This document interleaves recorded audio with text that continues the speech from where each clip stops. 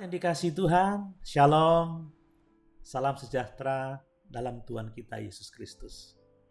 Pada kesempatan ini saya mengajak kita merenungkan firman Tuhan, masih tentang belajar menguasai diri sendiri.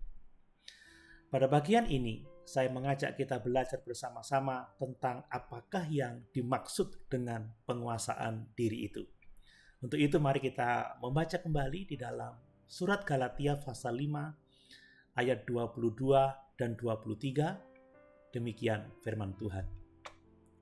Tetapi buah roh ialah kasih, sukacita, damai sejahtera, kesabaran, kemurahan, kebaikan, kesetiaan, kelemah lembutan, penguasaan diri. Tidak ada hukum yang menentang hal-hal itu. Jemaat yang dikasihi Tuhan, penguasaan diri adalah aturan batin, atau dapat kita katakan sebagai regulasi dari setiap area kehidupan kita di bawah pimpinan atau di bawah kendali Roh Kudus, sejalan dengan kebenaran firman Tuhan. Kata Yunani dari penguasaan diri adalah enkrateia, yang berasal dari akar kata yang memiliki arti kekuasaan atau ketuhanan. Seorang penulis Yahudi yang bernama Philo menggambarkannya sebagai memiliki kendali atas keinginan kita. Jadi seseorang yang menguasai diri adalah seseorang yang dapat mengendalikan setiap keinginannya.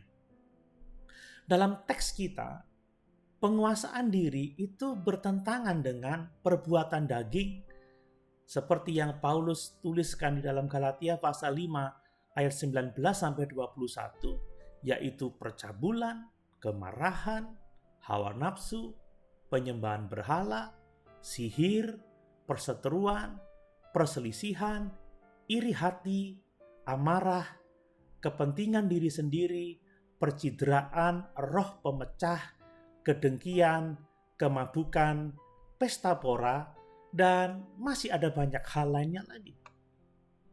Rasul Paulus menuliskan tentang penguasaan diri sebagai syarat atau kualifikasi dari seorang penatua atau pemimpin jemaat. Kita bisa membaca itu di dalam surat Titus pasal 1 ayat yang ke-8.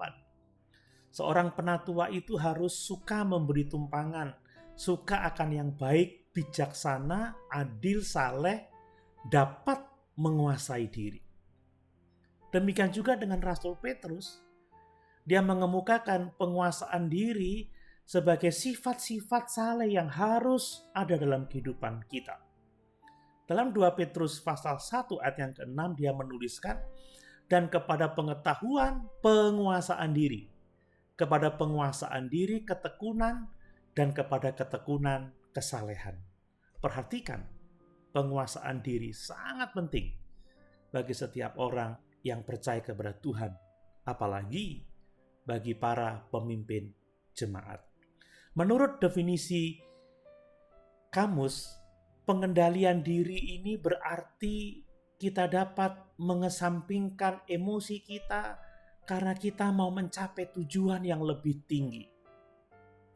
Karena kita ingin menyenangkan dan menghormati Tuhan, maka kita harus dapat mengendalikan keinginan-keinginan kita, mengendalikan perasaan kita saat ini. Dengan mengendalikan diri, dengan memiliki kendali atas keinginan kita, atas emosi kita, atas hal-hal yang tidak berkenan kepada Tuhan, maka kita akan dapat memuliakan Tuhan. Mari kita belajar mengendalikan diri kita, belajar menguasai diri kita dengan taat dalam pimpinan Roh Kudus. Haleluya. Tuhan Yesus memberkati.